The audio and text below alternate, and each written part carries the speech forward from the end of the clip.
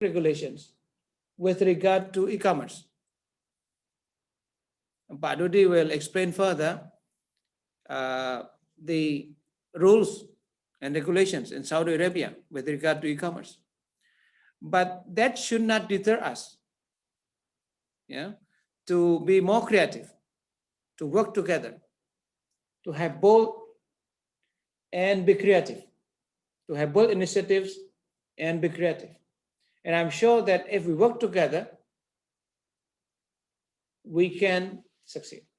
Ya, jadi Ibu dan sekalian, saya sangat mendorong para UKM, para pelaku bisnis di Indonesia untuk menggunakan sarana e-commerce ini, online businesses ini, untuk menembus pasar Saudi Arabia. Bahkan mungkin di kawasan GCC, Gulf Cooperation Council, karena potensinya sangat besar. Memang tidak mudah untuk menentang untuk menandingi China. It's not easy at all to challenge the domination or perhaps the power of Chinese online businesses. Ya, tidak mudah untuk mengalahkan China memang. Tapi nggak apa-apa. Pasar sangat besar. The market is huge. Ya, jadi mari kita bersama-sama untuk memikirkan bagaimana kita menembus pasar yang sangat besar ini. Daya beli luar biasa. GDP per capita of Saudi Arabia, I think almost 40,000 US dollars. Yang 40.000 US dollars, apa itu namanya, pendapatan per kapita Saudi. Pasar yang sangat besar.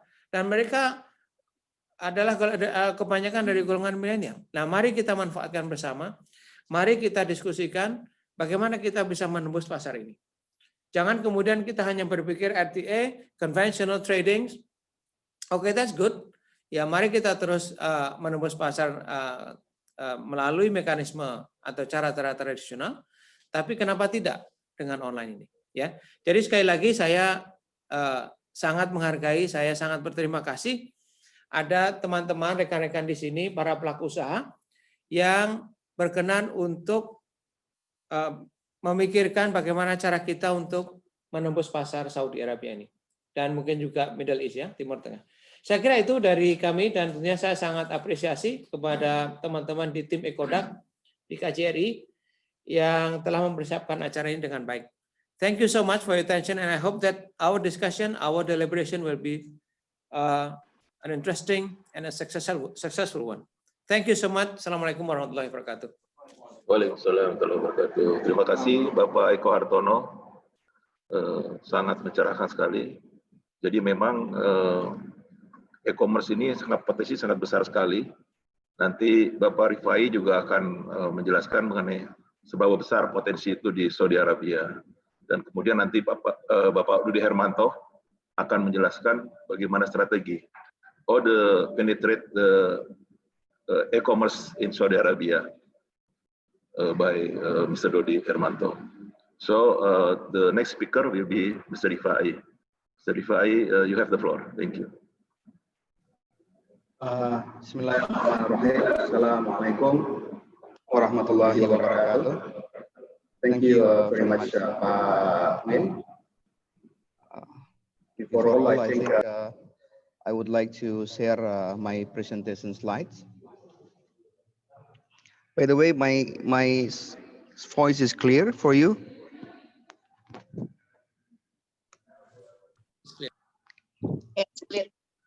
Yes, Pak. Yes, Alhamdulillah. Files. Moment. Mana ya ini?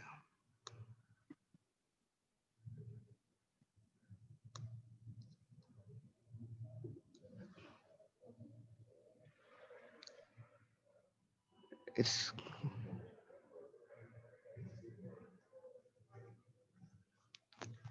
ya, Bismillahirrahmanirrahim. Why we take this issue, the e-commerce opportunities in Saudi Arabia, because we see there is so much and huge opportunities for Indonesian company to be able to penetrate the Saudian market, not only the Saudian market, but also in the Gulf, the Middle East and North Africa countries. My presentation will be about the e-commerce Indonesia, the global and the case King of Saudi Arabia market. Our projects or what we are thinking is actually based on the mandate from the presidents of through the Minister of Trade. We see from these slides, the third points is about how to optimize the institutions of the Indonesian Trade Promotion Center as the business agents to boost the transactions of Indonesian products in order to increase the non-migas export, non-oil export. So we see the profile of Indonesian small medium enterprises. We see that almost the small medium enterprises is comprised of 98%, about 98% of the total enterprises in Indonesia. If we refer to the decree about the small medium enterprises in 2009, 2008, and unfortunately, if we look at the export contributions of the small medium enterprises in Indonesia is almost only 15.8%, which is, you know, if we compare to other countries like Germany, Japan, India, we are still below the other countries, especially in Asian countries. We are still under Malaysia, which has like 19%, Philippines, they have 20%, and Thailand, they have about 29%. And if you see to the contributions of the small medium enterprises in the numbers, we see how big are the contributions of the small medium enterprises to the national PDB and the total export. But the total export is only 14.37%, with the total investments around 58%. And why we have to support small medium enterprises to go worldwide or to go exports? Because we have the domestic markets, we have around 269 populations, and another, we have also export market, which is much bigger, which around 7.4 millions, which is 28 times than the population of Indonesia. And the contribution, as I mentioned, is only 15.8% of the national contribution for the economy. So we see what is the policy brief of the for the small medium enterprises, and we point out that the characteristics of the small medium enterprises to exports, that they have to use computers and internet in order to grow or to increase their capacity. That's why we say that in order to grow or to increase, it means that they have to go digital for the small medium enterprises. To go digital, it means they have to be a part of the 4.0 industry. They have to support the economy through technology. And luckily, with the pandemic, COVID-19, it somehow accelerates the change to the digital. So why? The question next is why the small medium enterprises, they need e-commerce, because small medium enterprise, relatively, they have a small capacity. Besides also, they have a problem with the consistency of the quality on high volume. So that's why they need the e-commerce. They don't have access or limited access to resources to understand the international market and trading requirement and regulations. Also managing flow information, product, cash, and technology, high logistic costs.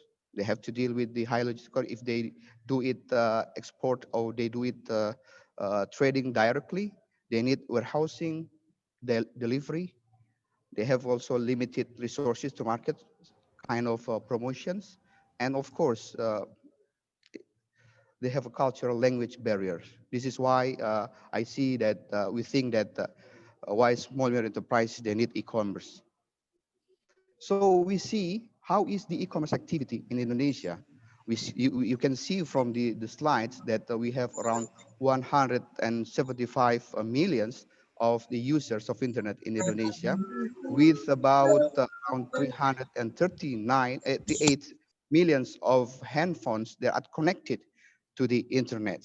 Uh, you can see from these numbers how big is the market and the activity in Indonesia. This is for the user which with age around 16 to 94 years old. Then how then we see the e-commerce in the global, how e-commerce grows globally. Uh, we can see in these numbers, in these slides, how the e-commerce grows over the years. From at the beginning is 1.3 and then now it's around 4.5. This is very big. So if we see also to the retail e-commerce by the regions in the world, we see that first in the first rank, we have Central and Eastern Europe by 21.5%. And the Middle East and Africa, they are also growing with 19.8%. This is, we see how the Middle East is a captive market, is a growing market. And fortunately also, if we see to the e-commerce annual growth forecast for the countries around the world, Indonesia is number 2 with around 17%. And Saudi Arabia here, they are growing also around 9%. They are in number 9. So you can imagine how big is the market for the Saudi Arabia and the potentiality. Now, this how we deal also with the pandemics, e-commerce in the world. We see that the impacts of COVID-19 to the e-commerce transactions, we don't see any slowdowns. All sectors, all fields are growing. We can see from sport equipments, it's increased significantly, exponentially, we can say like that. It reached like 83%. Supermarkets, through e-commerce, they have 66%. The only sectors that are slowing down and go negative is tourism, but other things, they are going very, very high. This we can see the transactions of the e-commerce in the world. How in Arabian markets. We know that the total population of Saudi Arabia, they have like 34.55 million people. And the users of the mobile phone, they have 40 million people. It means that one people, they have like 2 mobile phones. The internet users, they have 32. It means almost every people, they are connected to the internet systems. And the active social media users, they have like 25 millions. So we can see from this data that almost more than 60% or maybe 70% of the populations in Saudi Arabia, they are active, or maybe they are a part of the millennials generations. And if we see to the category, use of mobile apps by category, we see that they use the mobile for shopping apps, 55%. This is very big, almost more than half of the people. So we see also how is the e-commerce activities. This is very big. All the data is showing us the increase. We can point out how they made it online purchase via mobile device. Around 58% of the people in Saudi Arabia made online purchase via laptops. They have 26, and purchase product online from any device, 73%. And we see how is the market in retail market, e-commerce in GCC countries. Saudi Arabia take the markets around 42%. If you compare to United Arab Emirates, they have only 38, and other countries 20. So it means that if you conquer or you master the Saudi Arabian market, it means you take all the countries in the GCC. Now, if we see also the e-commerce growth by category, we can see it's all are going up. Furnitures and appliances, 77.9%. So these numbers, these data show how significant and how big is the market, just to strengthen the idea from our Consul General and the moderators. This is just a bit overview of Saudi Arabian market. They have like it's already mentioned, life expectancy, and in Saudi Arabian market, if we categorize, we can see that they have three markets essentially. They have regular market and expatriate market. Regular market is the population is around 20, a part of the expatriate. Expatriate, they have 10, and markets for Hajj and Umrah. It's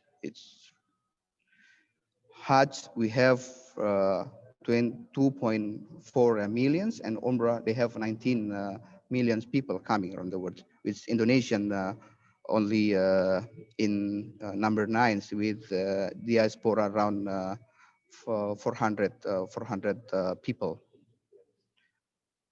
That's why Saudi Arabian is very important. Jumlah jamaah haji, as mentioned, pasar Arab Saudi adalah juga pintu masuk daripada GCC countries. Jumlah ekspatriat yang cukup tinggi, and the meeting point saat pagi hari. Jadi pasar Saudi Arabia juga menjadi trendsetter. Artinya bagi para jamaah haji, jamaah umroh yang datang ke Arab Saudi melihat berbagai produk yang dipakai di Arab Saudi itu juga menjadi sebuah model. Ketika mereka kembali ke negaranya masing-masing melihat, oh ini produknya saya temunya di Arab. Karena pasar Arab bagi misalnya komunitas Muslim adalah pasar yang dimana produk-produknya sudah halal. Artinya ketika mereka datang ke Arab Saudi melihat produk itu, mungkin akan dicari ketika mereka kembali ke negaranya masing-masing. Kemudian ya yang kelima adalah ada dua organisasi internasional di Jeddah, Arab Saudi. Ada OIC dan IDB. Nah, so how is the position of the trade within Indonesia and Saudi Arabia?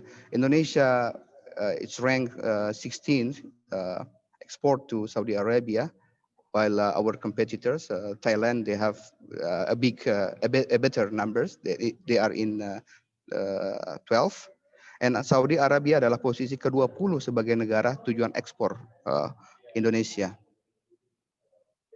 And these all are the products that are main product atau produk andalan yang banyak masuk ke Saudi Arabia dari Indonesia. Ada palm oil, ada tubes, ada wood charcoal, pneumatic. Nanti kita bisa ekspor nanti ketika tanya jawab atau diskusi. Ini kurang lebih gambaran tentang kondisi atau e-commerce dan potentiality yang ada di pasar Arab Saudi. Nanti mungkin Pak Dudi akan melihat dari sisi bagaimana kita memaksimalkan atau strategi yang digunakan oleh kita, UKM maupun pelaku usaha e-commerce di Indonesia bisa memanfaatkan momentum ini, kesempatan ini untuk bisa mempenetrasi pasar yang ada di Arab Saudi. That's all maybe from my sides, and thank you very much. Thank you very much, Mr. Rifai.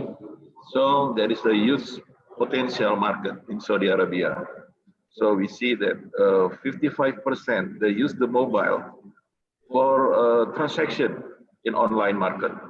So right now we would like to hear about the strategy to penetrate market in Saudi Arabia. I would like to invite Mr. Dodi Hermanto. Mr. Dodi Hermanto, you have the floor.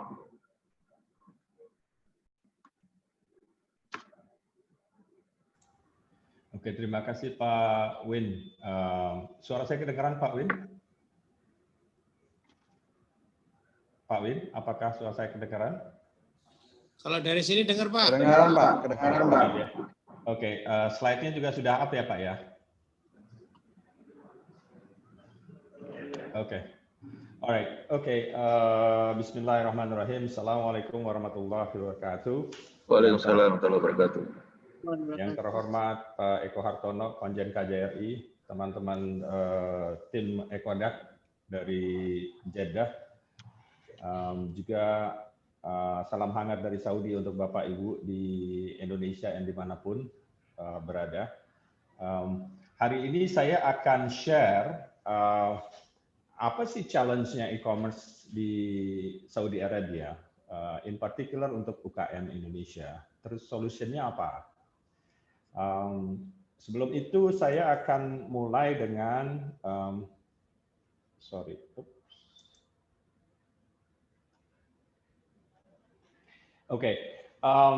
sebelum saya mulai, saya mau summary. Saya bicara dalam Indonesia, and anyway, my slide in English, so for you who don't speak Indonesia or understand, you can see the slide, and then you can ask any question later.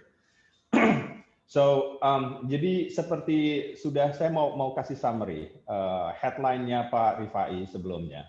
Ya. Kalau dilihat UKM itu backbone Indonesian economy. Masya Allah, if you look at the number of total employment, is 97% total employment is UKM. And it's generated 61.5%, more than half is product domestic bruto Indonesia. Artinya UKM ini tulang punggung ekonomi Indonesia. Untuk memperkuat dan develop further, kita mesti lihat pasar ekspor. In any case, right, UKM is strong in Indonesia. Now, we should go further to even make it stronger and make, at the end of the day, make UKM stronger and Indonesian economy better. Poin yang kalau disampaikan tadi juga, UKM perlu e-commerce sebagai vehicle untuk to do export. Kenapa? Karena yang Pak Rifai bilang tadi kan, banyak limitation. Imagine kalau berapa tuh 65 juta e-commerce tadi, UKM tadi harus masuk ke pasar ekspor. So complicated and so difficult, right? So they need a vehicle. And what is the vehicle? Is e-commerce. E-commerce terbukti grow rapidly globally.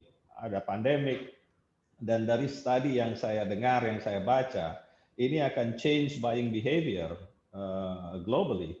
People used to buy online, you know, they more care about health, sanitation atau segala macam.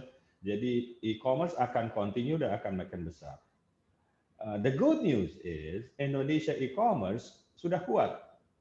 Kalau kita lihat e-commerce ini Indonesia dengan penduduk yang begitu banyak, ada juga saya tahu teman-teman di e-commerce di sini.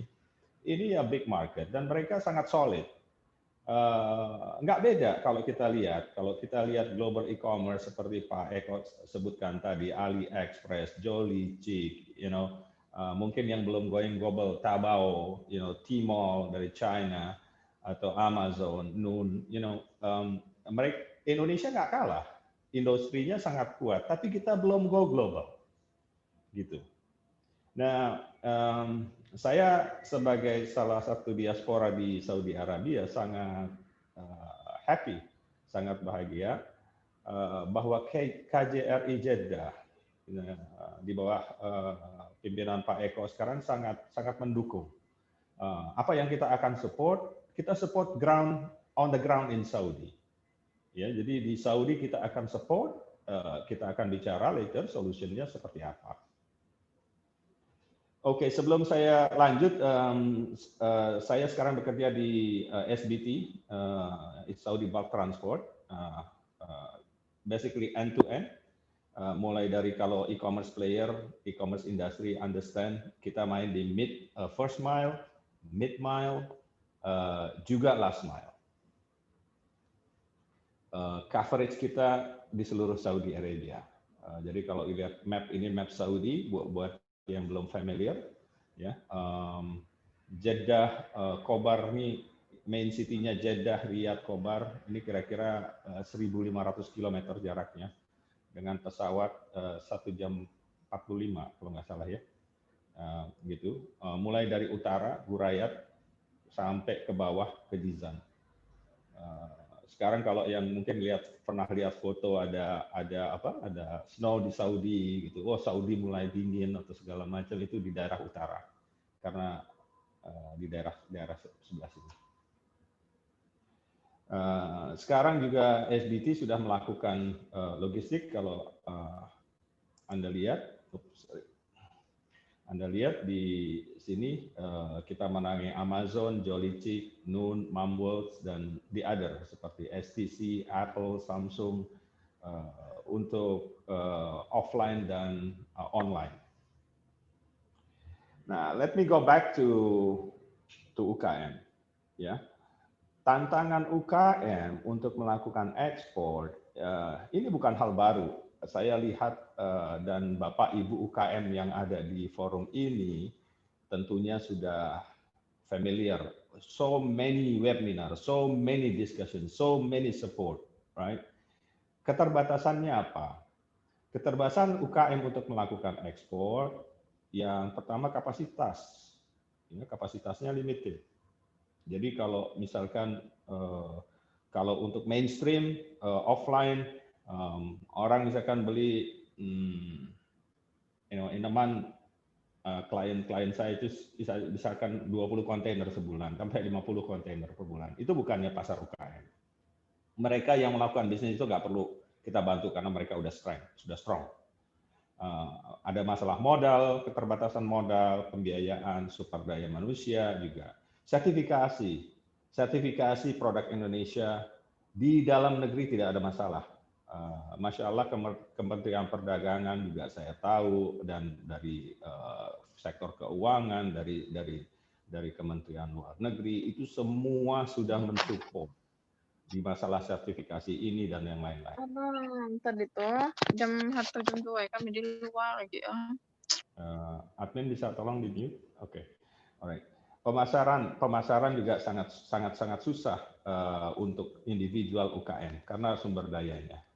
Gitu. Nah, kalau kita lihat di slide ini e-commerce ecosystem. Kalau kita lihat ekosistem ini, Anda lihat di sebelah kiri ini buyer.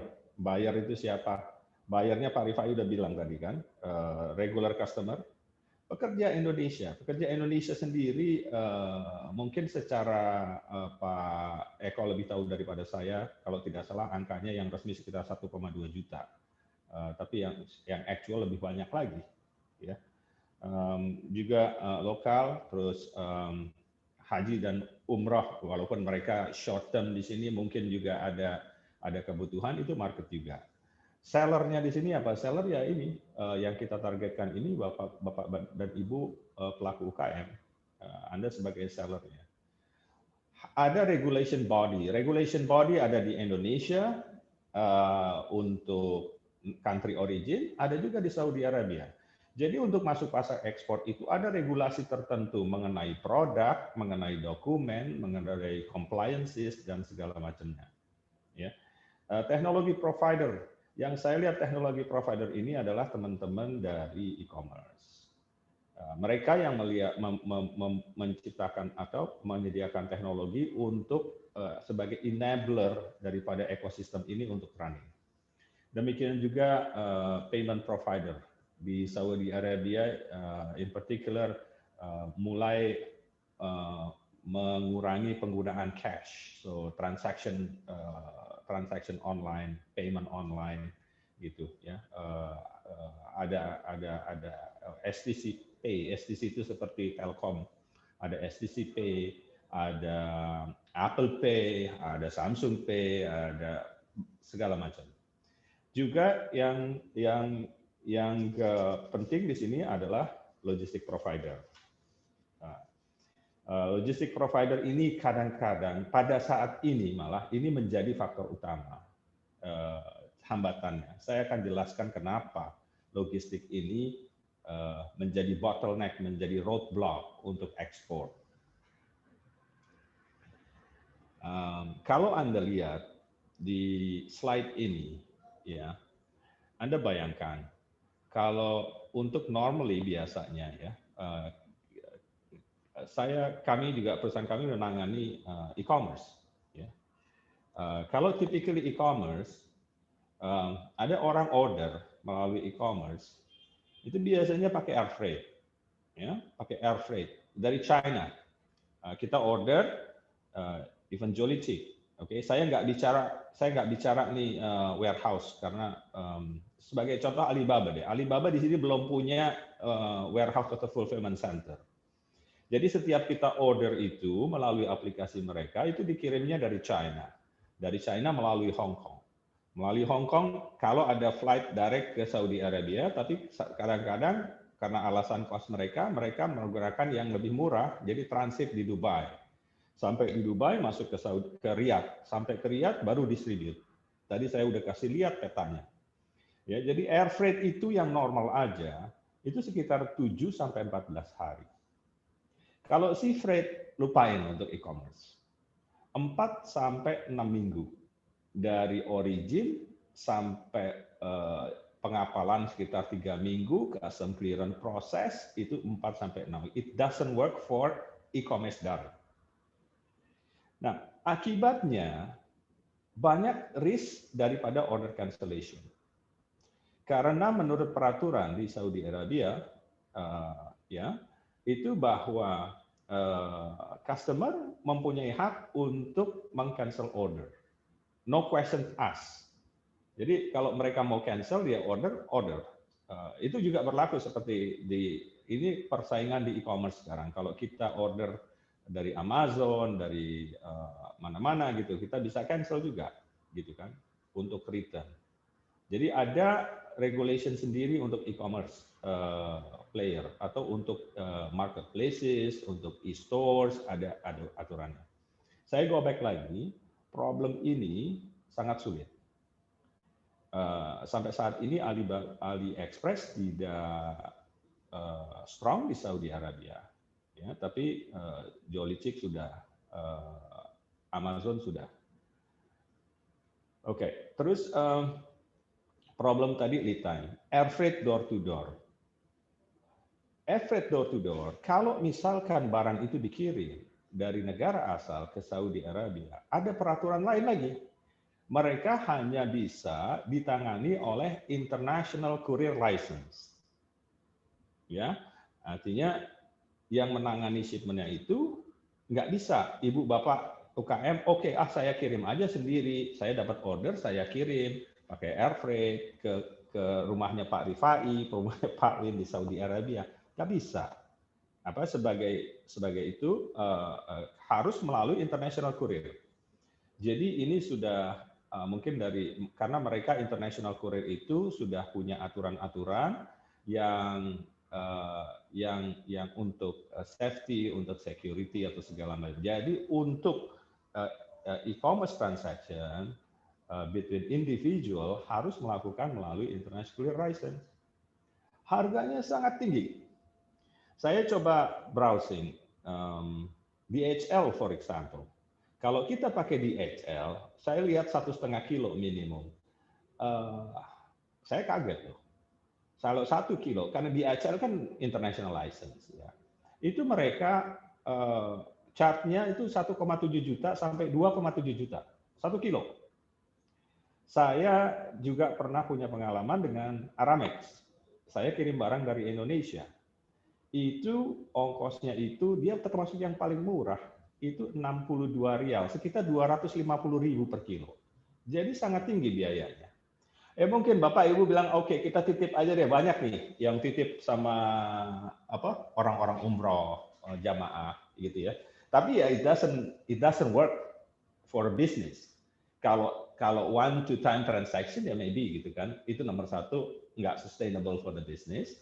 Yang kedua juga itu sebenarnya tidak legal. Jadi ada resiko-resiko yang harus kita patuhi. Jadi akibat dari cost ini, dari order lead time, itu produk jadi tidak kompetitif karena ongkos kirimnya terlalu mahal. Gitu. Dibandingkan seperti tadi yang kalau kita lihat Pak Eko Hartono, Pak Konjen bilang kan, oke, kalau dari China ya bisa murah. Kenapa? Karena mereka punya infrastruktur. Jadi ini kalau bicara ekosistem, daripada e-commerce, logistik ini sangat kritikal. Ya, bisa jalan tapi is not applicable kalau nggak ada solusinya. Oke, sekarang kita lihat ya, kita bicara kita mau bikin e-commerce export, ya. Oke, e-commerce export is something. Ini komponen elemennya. Mungkin teman-teman dari e-commerce bisa tambahin, ada yang lain. Tapi secara umum, typically ini yang key elemen untuk sukses e-commerce export. Yang pertama harus ada marketplace atau e-store application-nya, ya kan? Yang kedua multi language, artinya, paling tidak dalam bahasa Inggris. Ada bahasa, kalau misalkan sekarang di Indonesia ada pilihan bahasa Indonesia, ada bahasa Inggris. Karena apa? Karena pasar luar negeri minimum berbahasa Inggris. Lebih bagus lagi saya lihat ada teman-teman e-commerce juga yang sudah punya e-store bahasa Arab karena mereka target untuk Saudi Arabia. Nah, mobile application harus ada barcoding. Nah, ini perlu data and cyber security. Kalau misalkan ini nggak compliant, bisa diblok sama government website-nya. Ya, jadi kalau website mungkin diblok untuk data security. Platformnya biasanya iOS, Windows, Android Cloud. Ini saya tick green. Ini done, ready. Jadi ini nggak ada masalah. Marketing technology, search engine optimization, social media optimization, whatever jargon or words that using by e-commerce, kita punya. Jadi it's green, ya. Product complaint origin. Waduh, saya surprise kalau lihat gimana government, gimana asosiasi-asosiasi UKM ini support untuk pelaku UKM.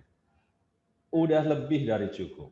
Untuk compliance lokal, done. Ya, saya dengar juga Bapepom, BPOM itu memberikan gratis kalau nggak salah untuk itu, ya kan, untuk produk compliance di dalam negeri.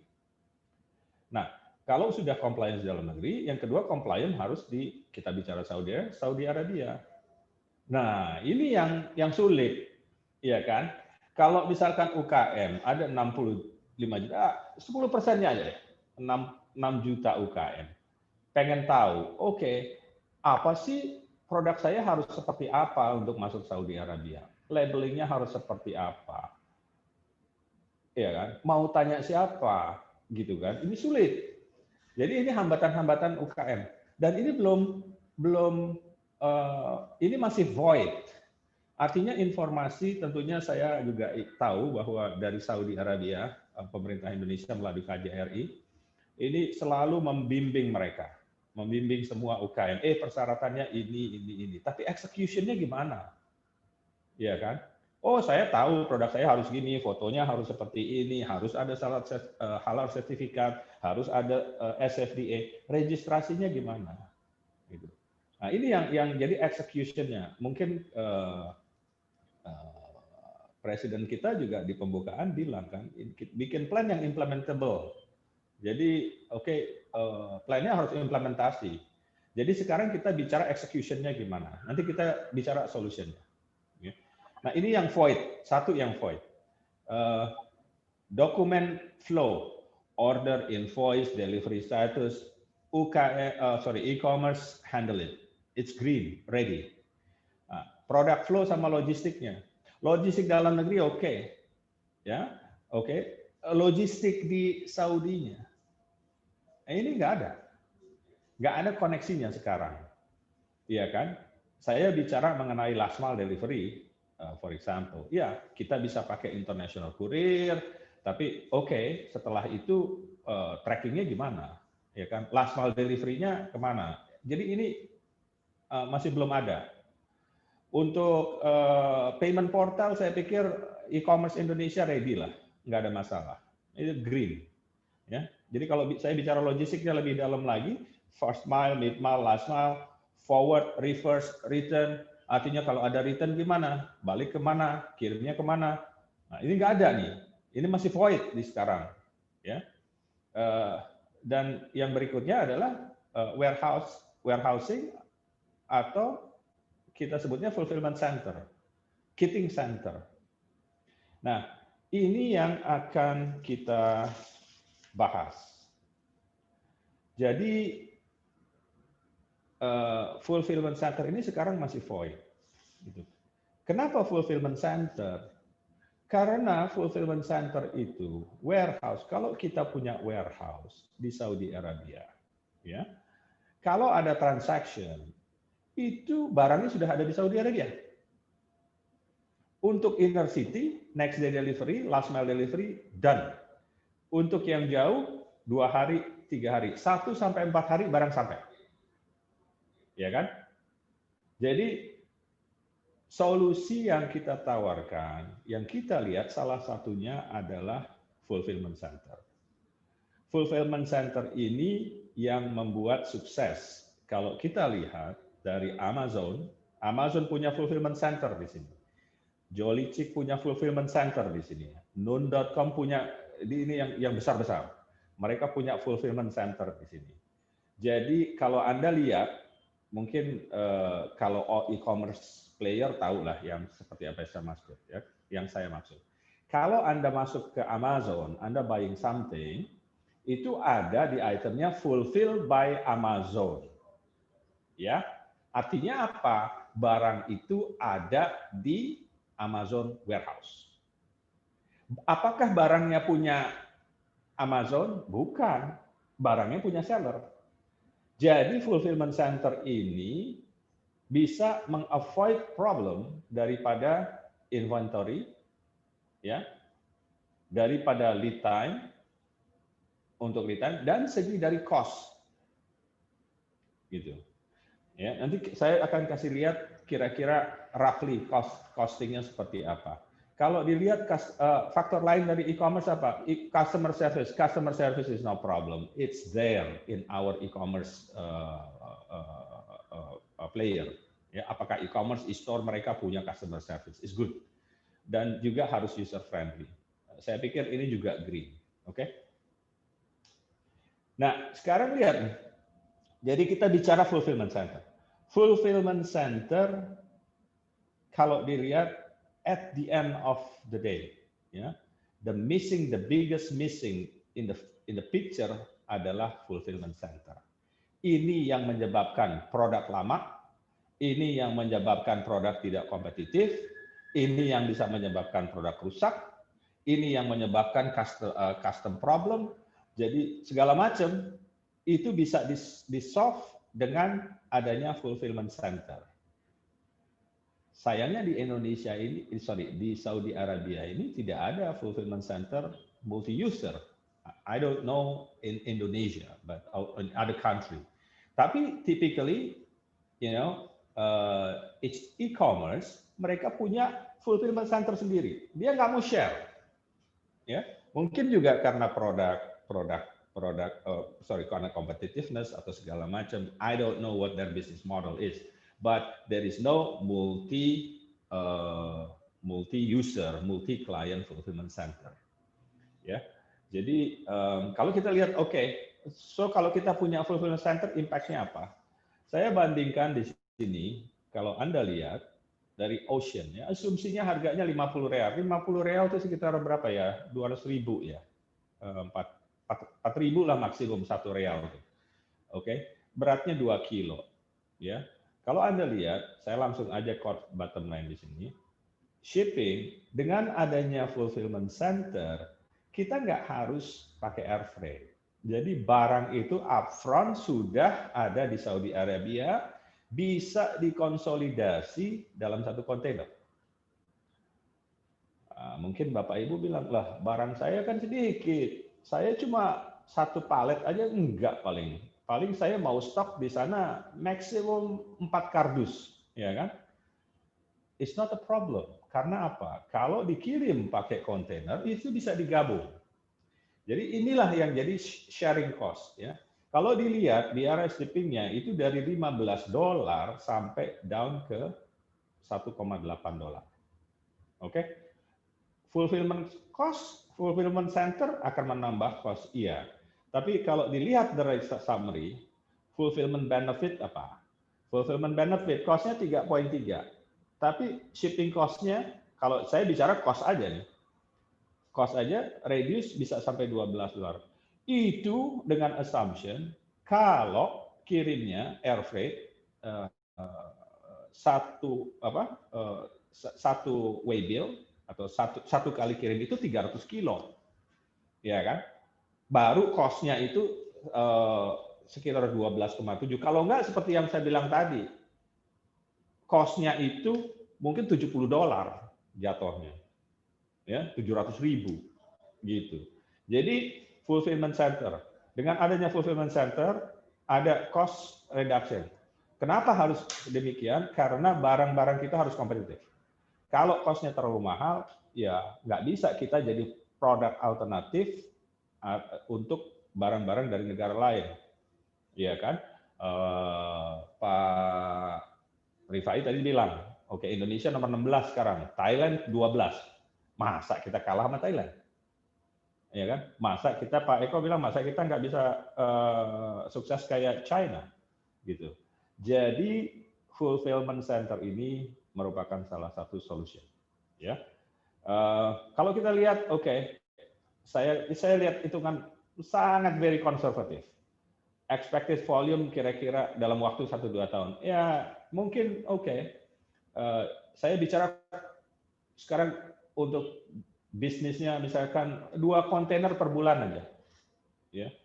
Itu bisa generate oke, 2,4 juta dolar per year revenue-nya. Ini 2 kontainer per bulan. Bapak Ibu tahu nggak? Untuk Jolly Chick aja, itu saya tangani per hari mereka itu sekitar 4 kontainer. Jadi kalau dilihat satu, misalkan nih teman-teman e-commerce nih, ini peluang Anda nih, ya. Kalau Anda bisa lakukan 1 hari 1 kontainer, ini bisa 50 miliar dolar. Sorry, ya 50 miliar dolar per year. Yang tadi Pak Rifai bilang angkanya kelihatannya kok too good to be true, tapi it's reality, gitu kan. Saya hanya bicara 4 kontainer per day, itu satu e-commerce Jolly Chick. Kita nggak bicara lagi pemain lainnya seperti Noon.com, ya, yang ada di UAE dan Saudi, ownernya adalah Saudi Fund Investment, dan juga Amazon Saudi.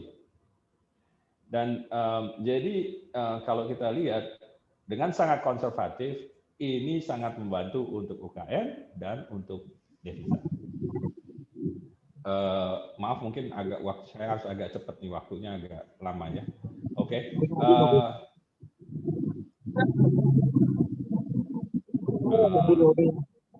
Pak Hendra bisa tolong di mute, admin tolong. Oke. Admin bisa tolong di mute semuanya. Oke. Alright. Oke, jadi how is it gonna work? Ya. Ini adalah B2B di sini atau B2B market. Ini marketnya nih. Apakah itu Indonesian di atas ini? Apakah itu Indonesian resident? Apakah itu umroh ataukah Saudi ya regular market? Mereka akan melakukan transaksi dengan e-shop, online shop, e-store, e-marketplace. Di sini semua e-commerce bisa melakukan. Oke. Jadi sekarang tidak ada menurut saya sekarang ready. Oke, kalau unless e-commerce have other business plan, business strategy to be inside in Saudi, kita bisa discuss later. Ya. Tapi assuming sekarang mobile yang udah ada, application udah, buka aja Saudi, so everybody can order to Saudi. Ya, oke. Nanti transaksinya itu akan langsung. Kita akan siapkan e-commerce portal.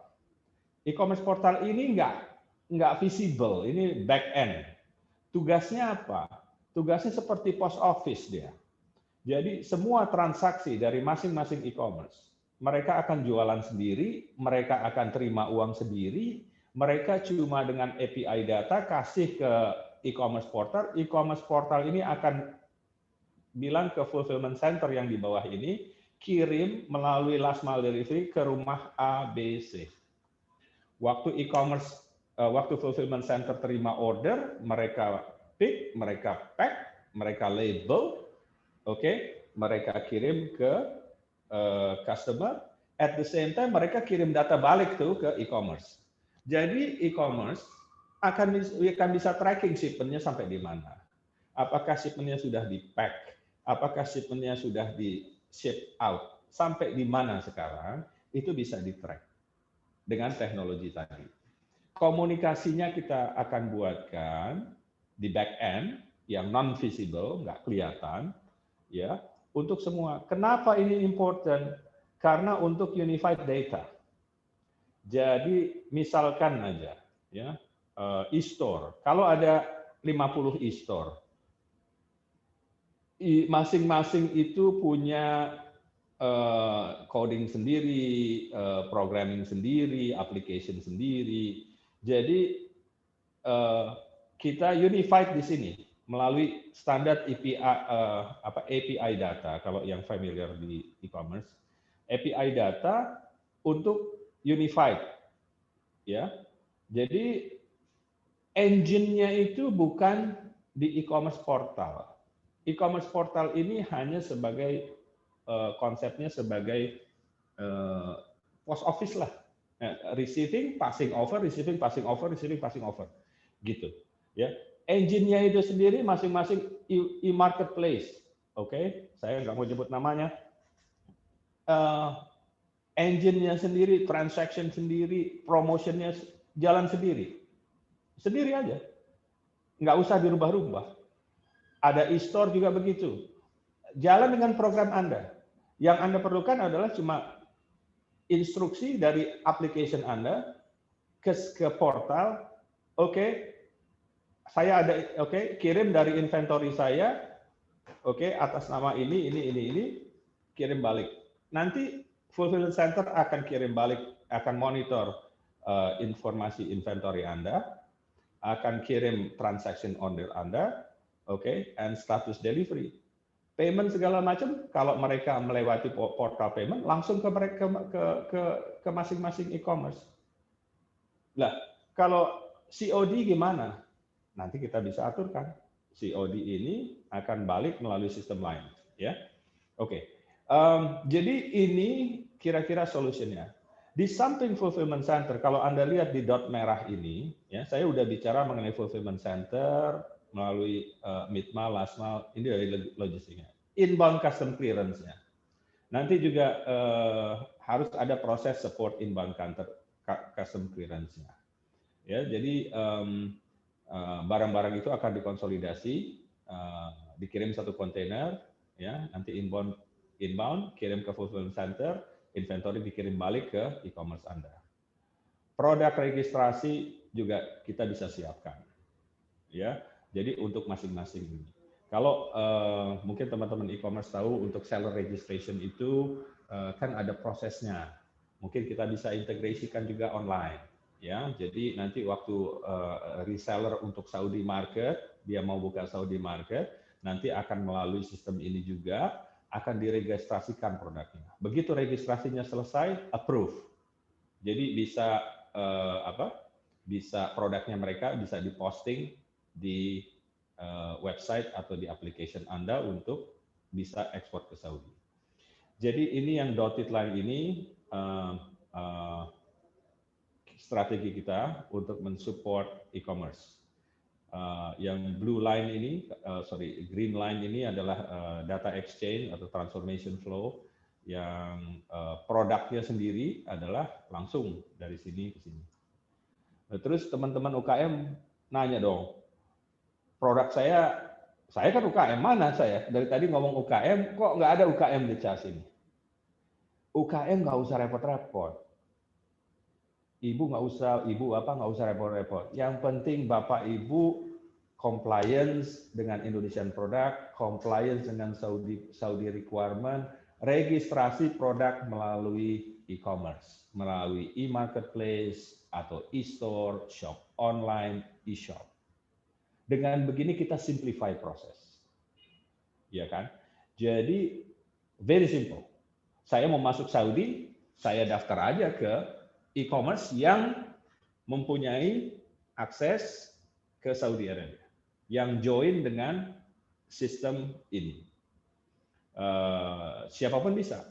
Jadi nanti yang take care itu siapa? Yang take care adalah e-commerce-nya, e-commerce player, dan Saudi on-site atau pelaku bisnis di Saudi Arabia. Jadi gambaran solusinya seperti itu.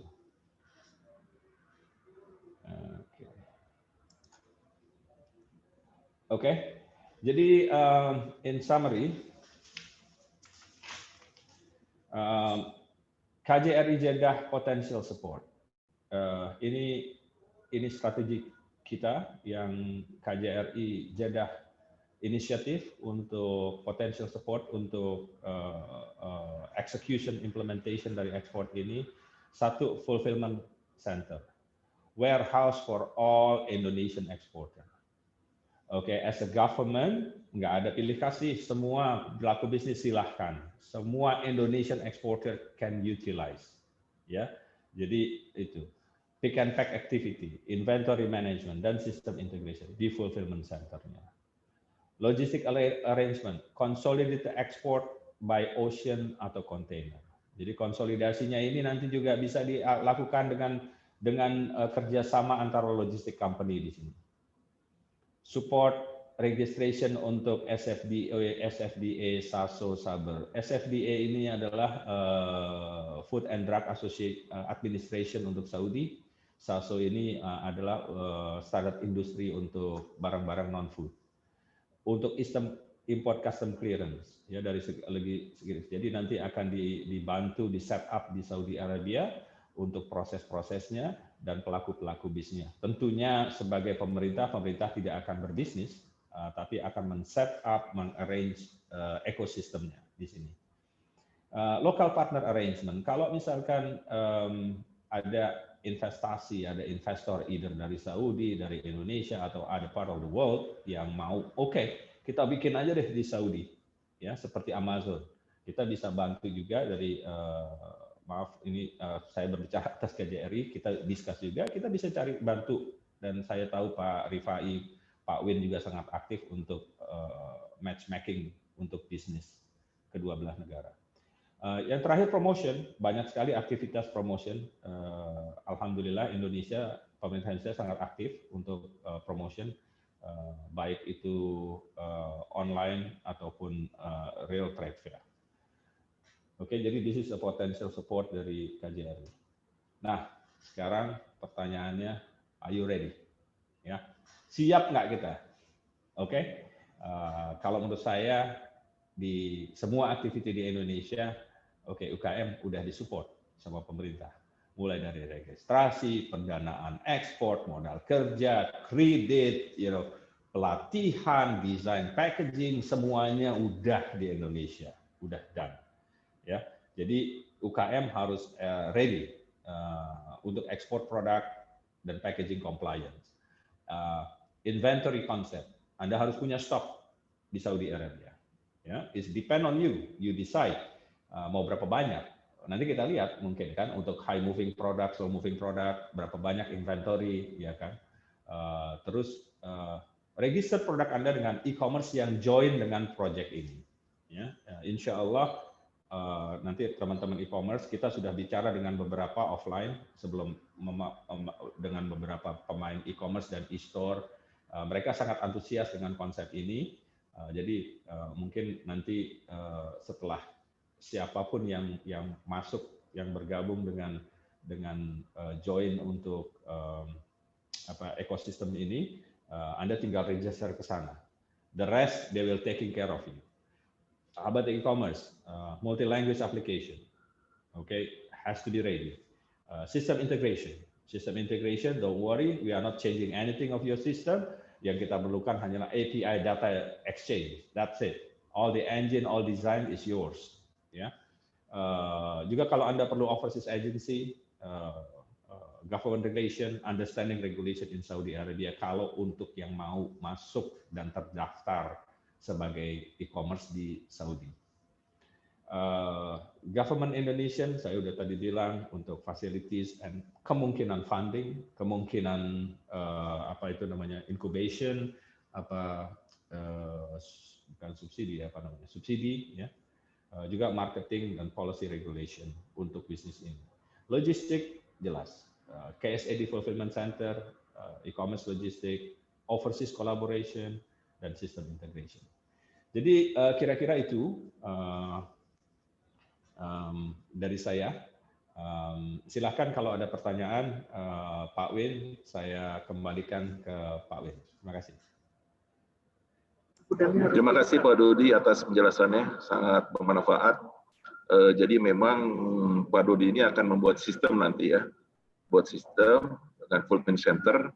Fulfillment center itu merupakan importir, ya, dia akan mengupayakan produk-produknya masuk ke dalam fulfillment center itu.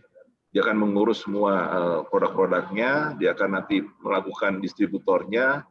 Jadi semua aktivitas e-commerce Indonesia bisa bergabung ke fulfillment center itu, ke Saudi Arabia Logistik itu. Jadi dengan ini strategi ini, jadi semua produk apapun bisa masuk ke sini asal memenuhi persyaratan, dan setiap e-commerce Indonesia bisa mempromosikan produknya. Makanya untuk sekarang ini e-commerce itu harus bisa adaptasi ya. Mereka harus bisa kalau bisa memang pakai bahasa Inggris ya.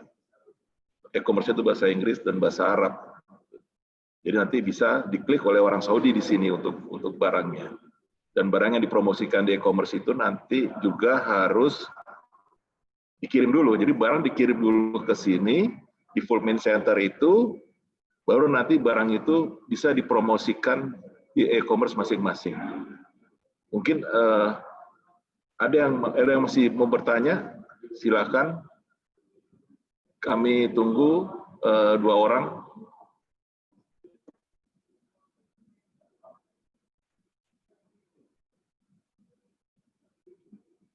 Silakan kalau ada pertanyaan, dilanjut lagi. Karena sistem ini memudahkan e-commerce Indonesia ya untuk melakukan penetrasi pasar. Nanti importir, fulfillment center nanti, importir nanti yang akan mendistribusikan barangnya. Ada yang mau bertanya, silakan.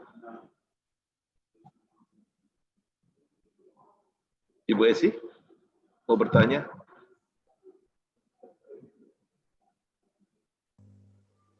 Ya, Pak Wari. Ya, Bu Esi dulu, silakan. Assalamualaikum warahmatullahi wabarakatuh. Waalaikumsalam warahmatullahi wabarakatuh.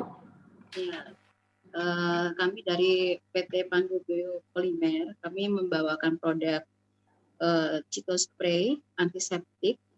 Yang ingin saya pertanyakan untuk produk antiseptik atau obat-obatan, jika masuk ke Saudi membutuhkan dokumen apa saja yang harus kami persiapkan? Kemudian apa pada saat kami melakukan promotion lewat marketplace dan kemudian ada ataukah langsung masuk ke commerce portal player ini atau bagaimana sebenarnya jalannya itu yang saya belum pahami. Dan apakah cost yang harus kami bayarkan itu setelah terjadi deal dengan pelaku impor Saudi, jadi semuanya masuk dalam sistem kontrak atau bagaimana? Silakan Pak Dodi langsung dijawab saja. Untuk produk antiseptik itu harus mendapat izin dari Saudi Food and Drug Administration. Jadi mungkin detailnya itu ada syarat-syaratnya. Biasanya mereka itu melalui online. Syaratnya harus dimasukkan ke dalam situ kontennya seperti apa, ya. Juga ada ya misalkan kalau antiseptik ini di luar ya untuk body. Jadi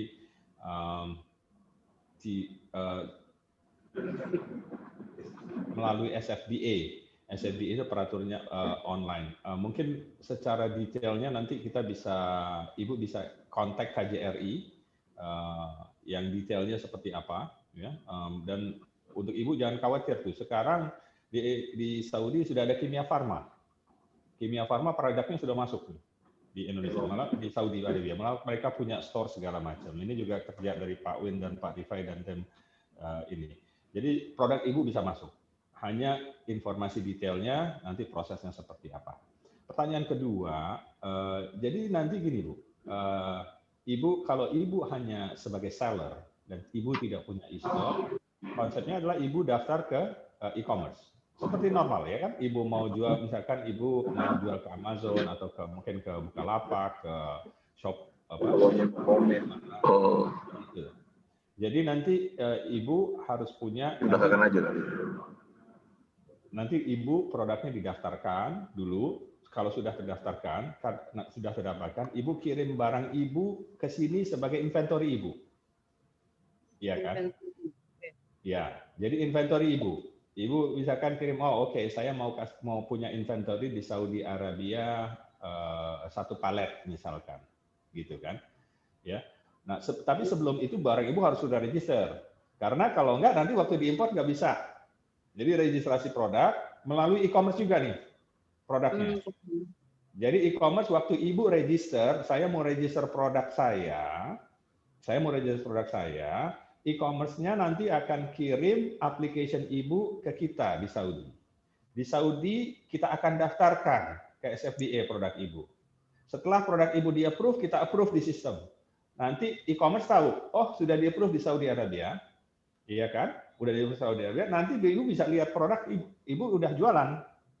Tapi selama produk Ibu belum di-approve, produk Ibu nggak bisa, jadi on hold untuk approval produk. Gitu. Ya. Nah, pertanyaannya sekarang kalau ada yang beli, saya misalkan di Saudi, saya mau beli produk Ibu.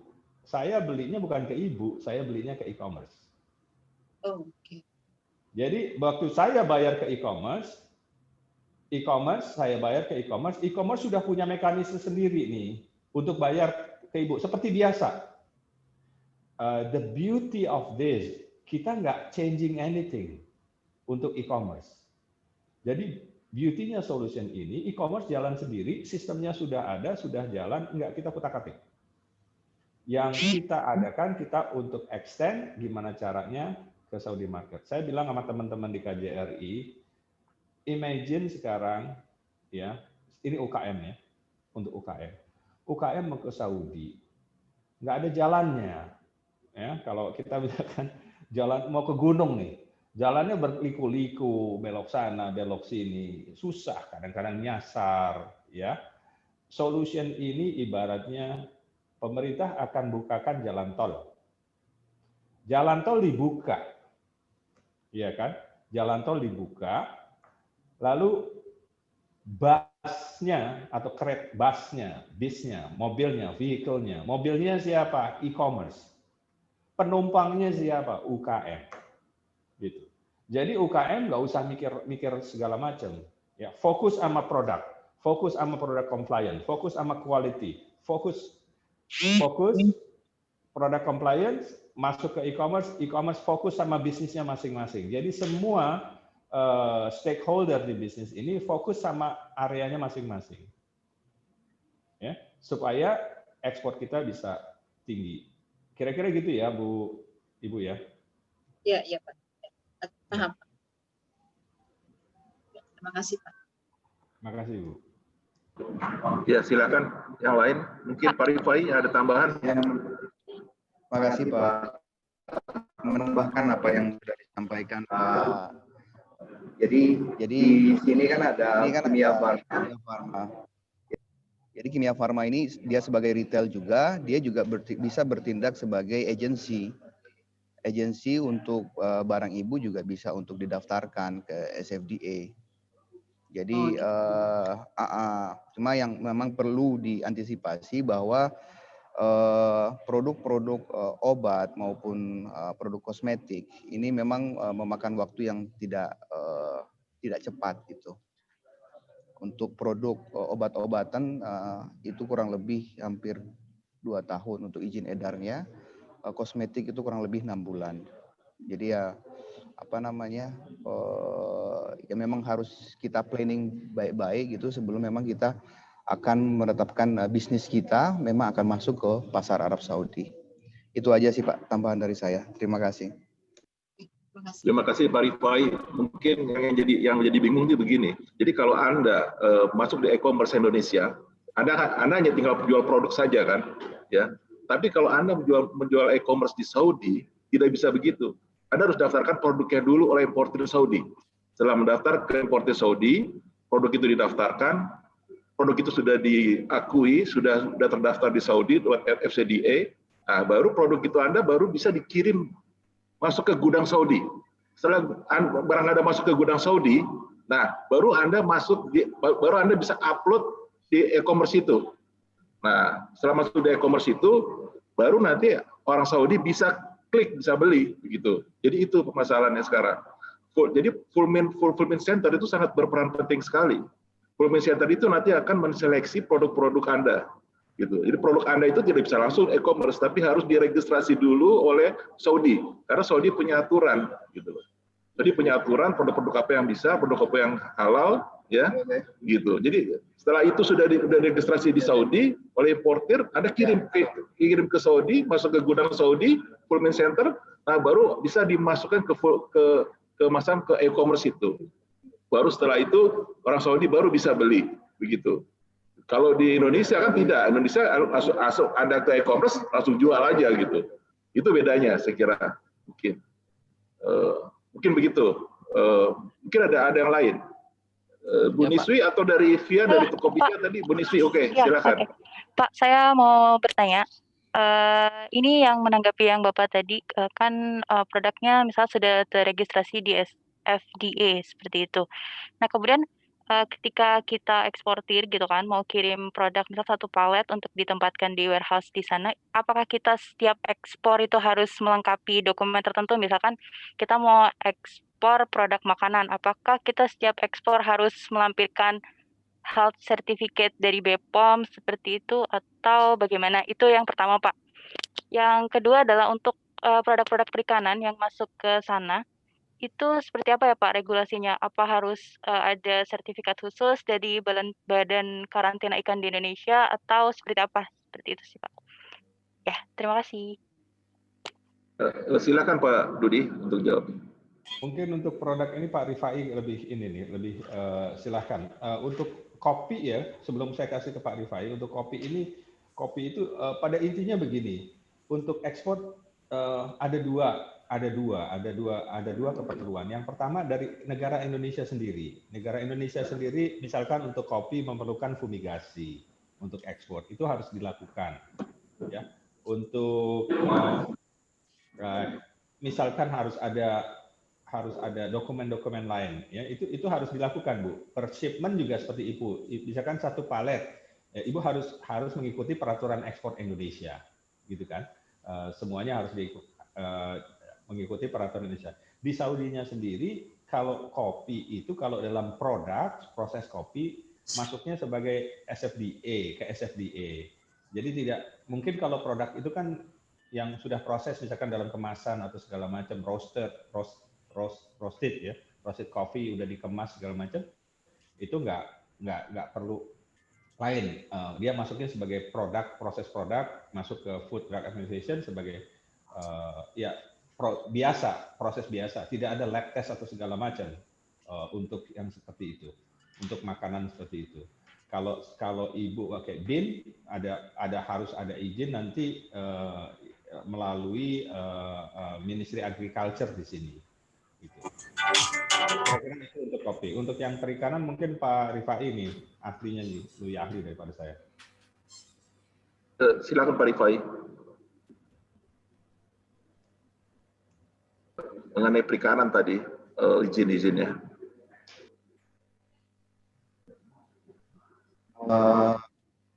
Untuk proses produk perikanan, untuk saat ini justru potensinya sangat besar ya. Jadi untuk produk perikanan harus ada, kalau dari Saudi Arabia atau dari SFDA itu dari sertifikat HACCP.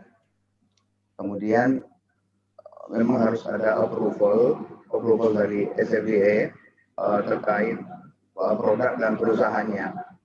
Nah, sampai saat ini baru ada 19 perusahaan yang sudah di-approve oleh Arab Saudi untuk bisa melakukan ekspor produk perikanan. Kurang lebih begitu, Ibu. Oke, terima kasih. Bu Helmi Zakia, silakan. Selamat sore, Pak. Sore. Saya salah satu UMKM dari Bandung. Produk saya adalah ayam suwir kering, ayam suwir rempah kayak gini, Pak.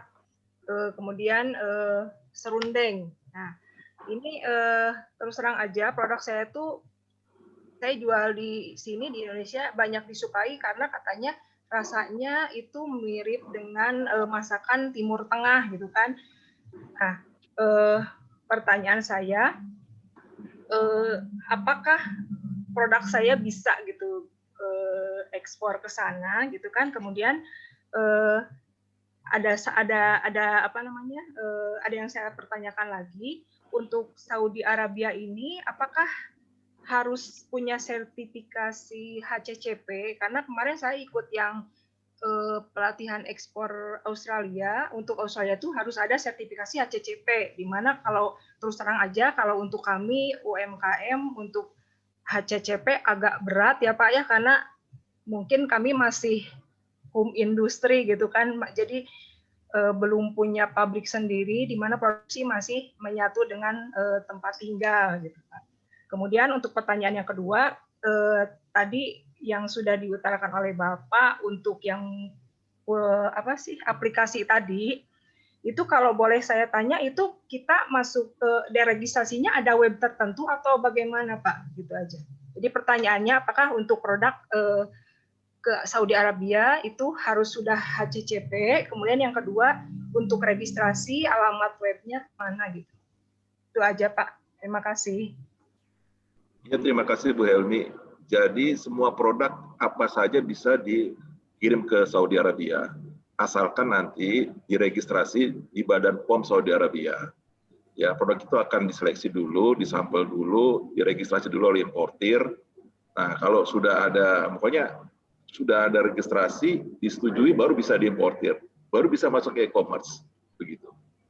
Jadi semua produk bisa. Itulah membedakan kita dengan di Saudi Arabia dengan e-commerce yang di Indonesia. Di Indonesia mungkin bisa langsung dijual. Tapi kalau di sini harus sesuai dengan peraturan Saudi Arabia, dengan BP POM Saudi Arabia, gitu Bu. Apa saja bisa dijual. Oh, dan jadi nanti, beda ya? Iya.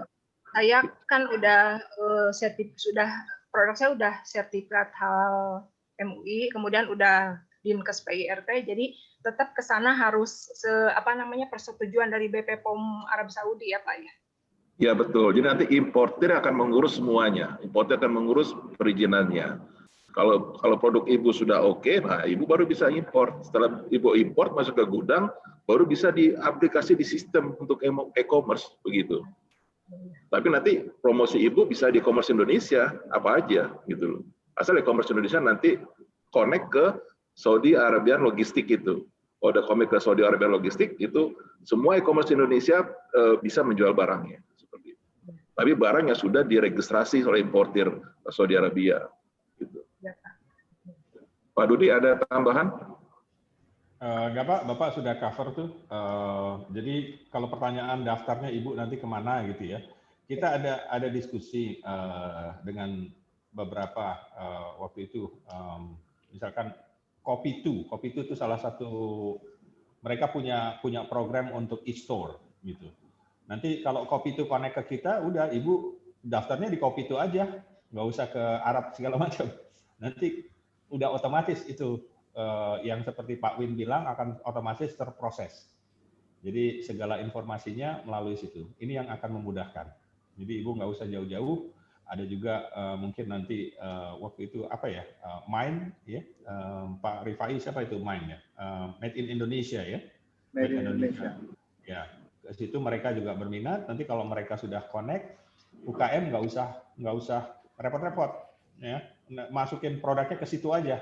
Daftarin produknya ke situ, nanti otomatis akan direview di sini oleh importir yang Pak Win bilang, feedbacknya akan dikasih tahu, oh ini yang enggak ini, yang enggak ini, enggak ini. Mengenai hasad, saya pikir hasad tidak ada peraturan ya Pak ya, Pak Rifai ya, asal ada dari Bapepom ya Pak ya. Betul Pak. Halo, Mas Imut. Ya. Iya Pak, untuk produk daging dan ayam memang sampai saat ini masih untuk produk dari Indonesia ya, belum ada approval untuk produk-produk tersebut. Jadi harus country-nya itu harus sudah di approve untuk bisa melakukan ekspor produk daging dan ayam. Nah, produk daging dan ayam ini dalam kategori dilarang, masih dilarang sampai ada inspeksi dari SFDA. Nah, beruntungnya bahwa pemerintah Indonesia dan Arab Saudi melalui Badan POM masing-masing negara itu sudah melakukan penandatanganan kerjasama agreement untuk perluasan pasar Indonesia di Arab Saudi. Salah satu isinya, di mana dalam salah satu butirnya itu dari SFDA atau Saudi Food and Drugs Authority, mereka akan melakukan inspeksi terhadap perusahaan-perusahaan eksportir khususnya daging dan ayam langsung ke Indonesia. Mereka akan datang ke Indonesia melihat proses pengolahannya seperti apa, dan itu perusahaan yang sudah didaftarkan oleh Badan POM, sudah direkomendasikan oleh Badan POM.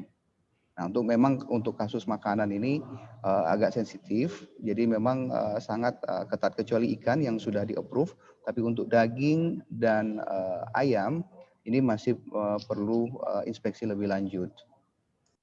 Kurang lebih begitu. Ya, begitu. Terima kasih Pak Rifai. Jadi BPOM sama SFDA Saudi sekarang masih sudah ada perjanjian. Dan mudah-mudahan nanti masalah ayam unggas itu bisa cepat terselesaikan masalah ini.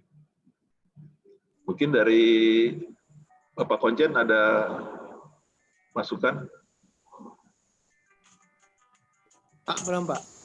Hanya mungkin menambahkan bahwa sebenarnya di Saudi ini semuanya sekarang atau banyak sekali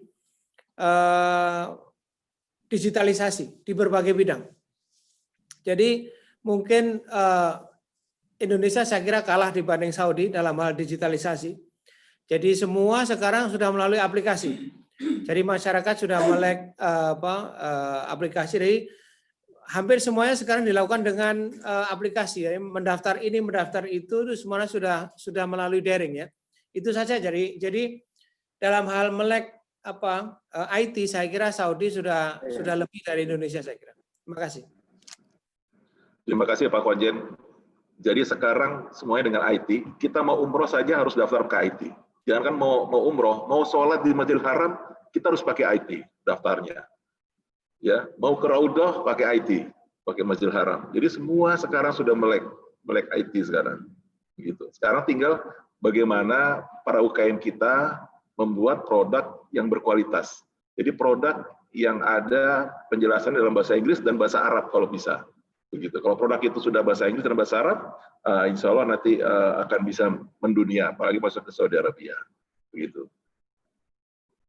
Ada lagi yang mau bertanya? Bu Penny? Ya, silakan Bu Penny. Terima kasih Pak. Ada suaranya agak gangguan musik tadi. Ya, Jadi matikan suaranya.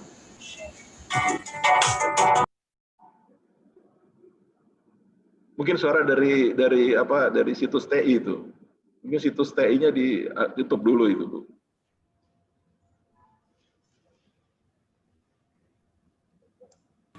Sambil nunggu bisa saya, Pak? Silakan, Pak Muhammad, silakan. Assalamualaikum warahmatullahi wabarakatuh. Pak Dudi, bisa saya tanya, Pak Win? Jadi mungkin yang pertama ini kurang lebih ini mirip dengan Amazon FBA ya, Pak ya, kalau nggak salah ya. Mungkin satu itu. Terus yang kedua, misalnya nih saya dari Bandung, Pak. Saya jual produk olahan kelapa, mulai dari desiccated coconut, organic coconut sugar, sama coconut briquette charcoal. Nah, misalnya kita punya barang nih, Pak. Nah, kita didaftarin dulu ke marketplace yang ada di Arab ya. Saya anggap misalnya Nun atau Souk.com misalnya gitu, Pak ya.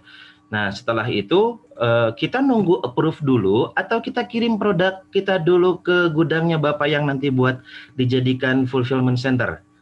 Itu yang kedua. Yang ketiga, kalau misalnya tadi kan ada beberapa website yang Bapak rujuk tadi kalau nggak salah saya dengar, bisa di-share nggak Pak di chat room Pak, si link yang yang tadi yang sempat Bapak pernah ada kerjasama, tolong di-share di chat room kalau misalnya berkenan. Ya, terima kasih, itu saja dari saya Bapak. Assalamualaikum.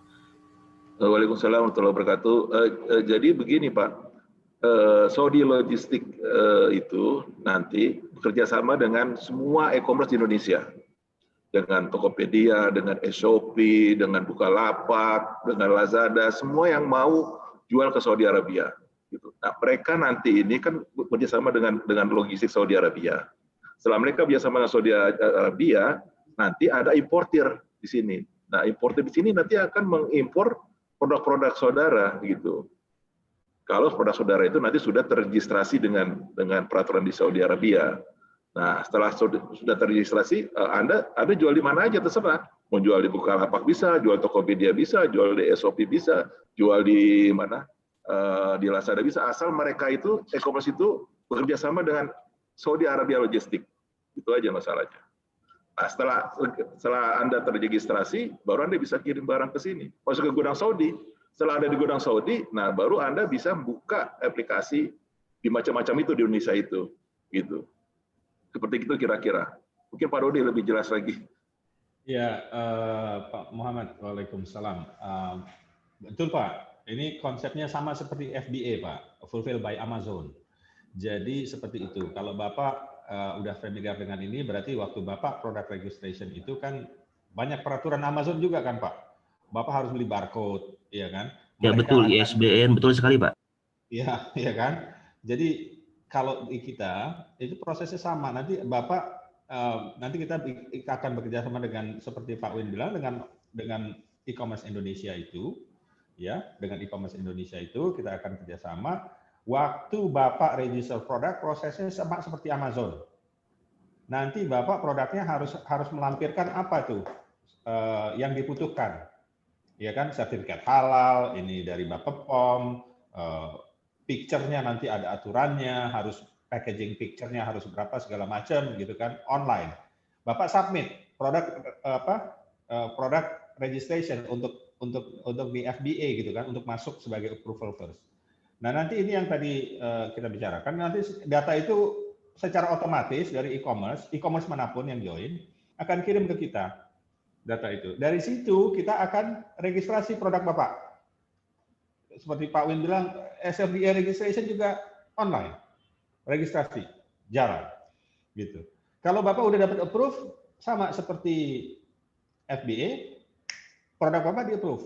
Waktu Bapak produk di approve, nah Bapak sudah bisa kirim stok di Saudi. Bapak kirim ke fulfillment center di Saudi. Punya siapa? Punyanya e-commerce di situ. Ya, seperti itu kan kayak marketplace. Kalau Bapak jadi reseller di FBA itu Bapak bisa monitor juga kan inventory Bapak ada berapa. Ya kan?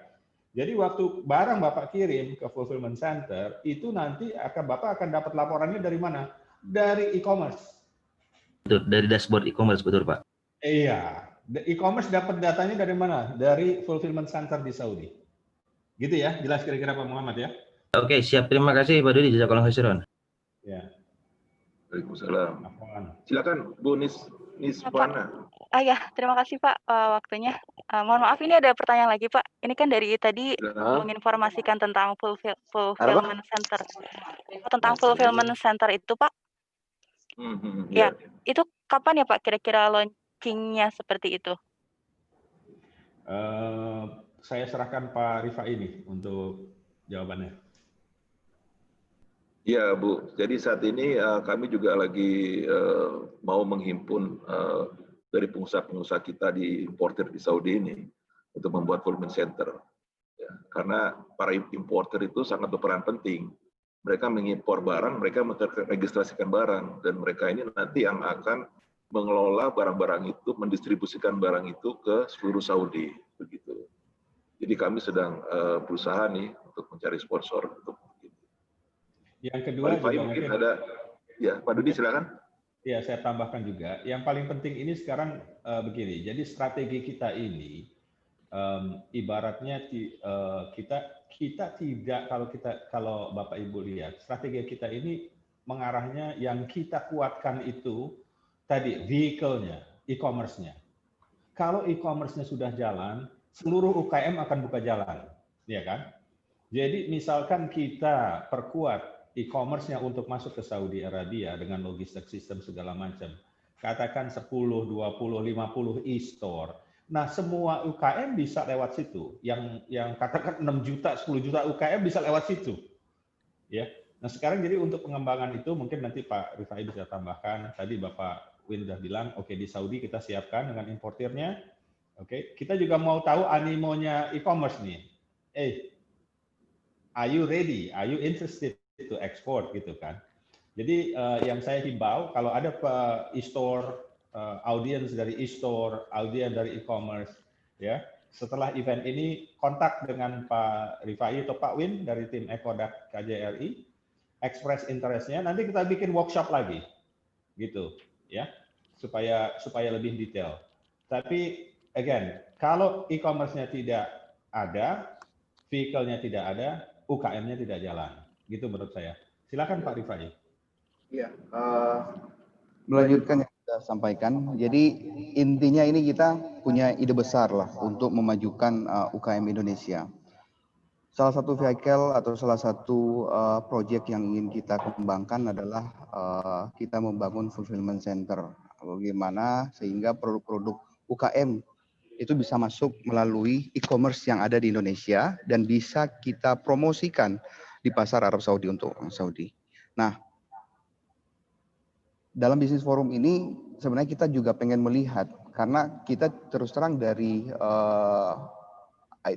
KJRI, tim ekonomi dan perdagangan dengan Pak Dudi, kita tidak bisa bergerak kalau seandainya platform ini atau sistem e-commerce yang ada di Indonesia tidak mau tune in atau tidak masuk. Karena Bapak Ibu pasti akan memasarkan produk Bapak Ibu sekalian melalui e-marketplace ataupun melalui e-commerce yang ada di Indonesia. Jadi memang kami butuh sebenarnya masukan dari pelaku usaha e-commerce di Indonesia untuk kita mematangkan ide yang sangat baik ini gitu loh.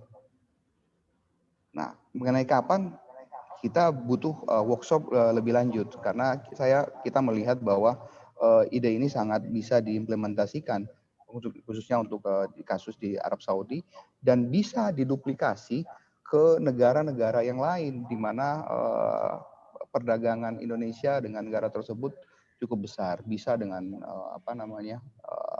Afrika, bisa dengan Eropa Timur, Eropa Tengah, kemana saja ini bisa diduplikasi sistem ini. Yang penting adalah kesiapan dari UKM tersebut gitu. UKM dan juga pelaku e-commerce yang ada di Indonesia. Apakah mereka juga punya, kalau bahasa Pak Dudi, punya appetite nggak untuk menggarap pasar yang ada di sini? Kurang lebih begitu Pak Win. Mudah-mudahan bisa dimengerti teman-teman UKM di Indonesia. Silakan Muhammad Lukman Hakim. Ya, oke, Pak. Insya Allah saya mungkin dari beberapa teman UKM juga, karena saya juga aktif di KEMI Jabar juga, Pak, Komunitas Eksportir Muda Indonesia Jawa Barat. Ini Pak, mungkin ini terus terang ide besar, iya Pak, sangat-sangat setuju. Insya Allah saya dukung. Mungkin PR bagi kita, mungkin selaku UKM adalah mengkonvert mungkin Pak ya produk-produk kita seperti jadi digital katalog mungkin Pak yang standar e-commerce yang udah ada, misalnya Alibaba, Amazon dan sebagainya. Jadi misalnya untuk yang udah punya produk, mungkin alangkah lebih baiknya direvisi dulu ya Pak ya, dibuat dulu jadi bahasa Inggrisnya yang bagus, mungkin ditambah dengan bahasa Arab. Mungkin itu dulu ya PR mungkin dari buat kitanya mungkin Pak ya, yang saya tangkap saat ini. Ya betul, tepat sekali Pak Lukman. Jadi memang kita mohon e-commerce yang ada di Indonesia ya, di Tokopedia, Bukalapak, Shopee, Lazada itu kita bisa nanti dengan e-conference lagi, kalau mereka siap, mereka harus menyiapkan bahasanya, bahasa Inggris minimal, atau dengan bahasa Arab malah bagus ya. Mereka menyediakan itu semua. Nah, setelah itu mereka semua siap, nah nanti kita akan cari importirnya di sini yang untuk mendukung itu semua begitu. Nah, setelah itu juga kami juga mendukung mengharapkan produk-produk UKM juga program-program yang global gitu. Semua sudah harus tertera dalam bahasa Inggris atau bahasa Arab kalau bisa. Nanti kalau udah itu bisa, nanti di-register secara online, sudah kita akan buat sistemnya di sini begitu. Jadi kita perlu satu langkah lagi nih, dukungan dari e-commerce Indonesia semua nih untuk ini nih. Karena kalau udah ada dukungan di e-commerce Indonesia, para UKM bisa masuk ke e-commerce Indonesia gitu. Nah, e-commerce Indonesia nanti yang membuat dalam bahasa Inggris atau bahasa Arabnya, begitu. Sehingga nanti akan bisa diklik oleh orang Saudi di sini yang mau beli apa saja dari Indonesia. Begitu, asal barang itu sudah ada di register dan sudah masuk ke gudang fulfillment center di Saudi Arabia. Begitu. Ada lagi pertanyaan? Ya Pak. Silakan Bu Feni. Terima kasih kembali. Saya ingin menanyakan kembali mengenai bahwa produk kami itu harus didaftarkan lewat importing di Saudi. Terus masuk ke gudang Saudi kan, baru diupload ke e-commerce. Itu sistemnya akan beli putus kan mereka? Karena kita mengirim barang ke sana. Ya nanti, ya silakan Pak Dudi. Ya, konsepnya tidak begitu Bu. Jadi tidak beli putus. Jadi istilahnya itu ibu akan menaruh stok ibu di Saudi. Konsinyasi berarti dianggap. Konsinyasi, ya konsinyasi. Nah, sekarang biasanya bisnis itu evolve, ya. Kalau produk ibu nanti bisa fast moving, volumenya besar, itu nanti larinya akan ke B2B. Jadi kalau kita lihat, ini sasarannya ini ada sasaran antara juga. Kalau produknya itu memang laku di Saudi, saya yakin itu nanti akan menjadi fast moving item dan nanti akan ada menarik orang yang ingin menjadi distributor. Kalau udah menjadi distributor, nah ibu silahkan di-link langsung dengan mereka untuk beli putus ataukah gimana, dan tetap memakai penjualan online juga. Jadi saya pikir menurut saya ini jadi kita kalau menurut saya kita reverse nih. Biasanya kita cari distributor dulu kan. Cari kontak sana, kontak sini. Oh, ada kenal nggak? Oh, ada permintaan nggak? Oke, untuk distributor, ya kan? Itu waktunya lama, produknya belum tentu, mereka juga belum tahu produk kita. Jadi e-commerce ini bisa menjadi sarana untuk pemasaran barang ibu juga. Kalau memang produk itu strong, acceptable, kompetitif, pasti laku, itu udah hukum ekonomi, hukum alam ya kan. Kalau sudah laku, itu nanti akan mempermudah pengembangan selanjutnya. Tapi untuk tahap awal, anggap aja ini gudang ibu, gitu. Jadi ibu harus konsinyasi di situ. Oke, baik. Ada pertanyaan satu lagi, kebetulan produk kami adalah home decor. Dan bahan yang kami pakai itu ada keramik, metal seperti copper dan brass, sama tempelan kerang, tempelan coconut shell. Itu kira-kira demand-nya yang bagus untuk pasar Saudi Arabia yang seperti apa dan lisensi apa yang diperlukan untuk masuk ke sana? Sertifikasi. Saya jawab dari lisensinya, setahu saya untuk produk seperti ini harus ada SASO requirement. SASO requirement sekarang seperti Pak Eko bilang udah mudah di sini. Di sini melalui online. Jadi Ibu bisa daftar waktu mendaftarkan produk Ibu, ke Saudi Arabia, ke SASO, istilahnya saber di sini. Nanti Ibu daftar tuh online. Ibu tinggal bilang saya minta barang saya diisukan SASO. Nanti dari website Saudi akan menunjuk perusahaan di Indonesia untuk lihat produk Ibu dan memberikan sertifikat SASO. Kalau itu udah ada, approve. Jadi itu untuk produk Ibu. Kalau demand, silahkan Pak Rifai atau Pak Win bisa komen. Iya Bu, jadi begitu Bu ya. Jadi nanti dari importer itu nanti akan meregistrasi melalui SASO itu. Karena waktu sudah terbatas jam 2 siang ini, mungkin terakhir Pak Rifai ada masukan?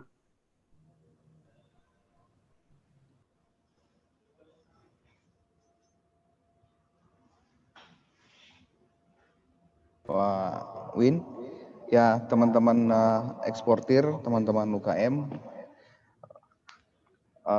intinya bahwa pasar Arab Saudi ini sangat terbuka dan memang kita harus bisa beradaptasi dengan kemajuan, khususnya kemajuan digital, dan ini salah satu hal yang bisa kita kembangkan dan bisa kita dorong agar produk-produk UKM Indonesia bisa maju dan mendapatkan tempat bagi penduduk di Arab Saudi. Nah, intinya kami dari tim ekonomi dan perdagangan KJRI Jeddah siap mendukung dan membantu para pelaku usaha, baik itu UKM maupun non-UKM dan para pelaku e-commerce. Kami menunggu sambutan maupun respon terhadap ide yang kita sampaikan ini. Semoga kita bisa sama-sama memajukan perekonomian nasional. Terima kasih. Terima kasih Pak Rifai, terima kasih Bapak Ibu sekalian, terima kasih Bapak Eko Hartono, KJRI Jeddah yang sudah mendukung acara ini. Terima kasih Pak Dudi Hermanto, terima kasih Pak Rifai, terima kasih semuanya. Mudah-mudahan lebih e-commerce nanti bisa cepat terrealisir. Kita perlu satu langkah lagi untuk dukungan dari e-commerce Indonesia. Terima kasih, sekian, good afternoon. Kita mau foto bersama, kalau bisa di semuanya start video ya. Mohon start video dulu. Kita mau foto bersama.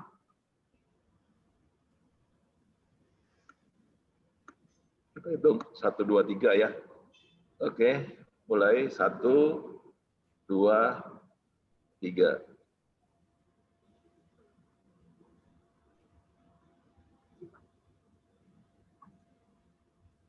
Terima kasih Bapak Ibu sekalian. Acara kita tutup. Wabillahi wal hidayah. Wassalamualaikum warahmatullahi wabarakatuh. Terima kasih. Warahmatullahi wabarakatuh.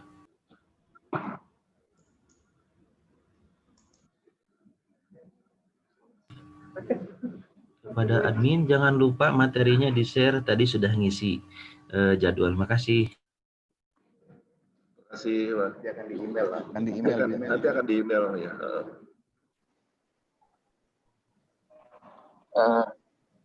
Ya, terima kasih Pak informasinya.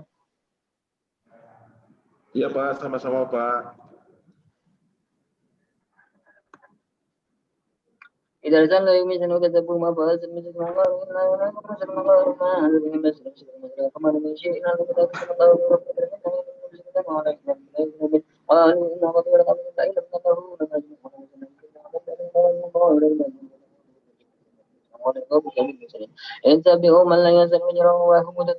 نعبد لك وإليك ترجعون لا أجد من أرضي ولما نبدل لكم شيئا شيئا ولا يجدون إني لكم ذلك من إني آمن بالمسمعون إذا أقبل لي ربي وأجرني المكرم وما أنزلنا على قوم من بني من السماء من منزل إن كانت إلا جنة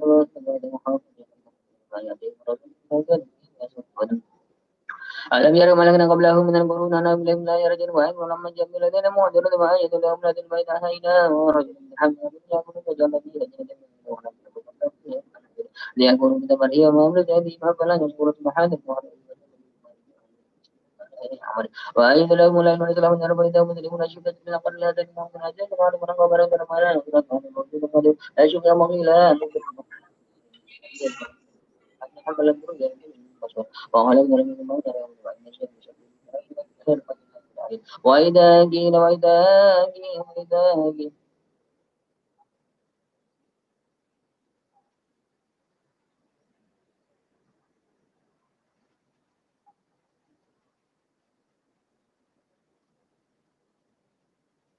وإذا قيل لهم اتقوا ما بين أيديهم وخلفهم لعلهم ترحمون ما تأتيهم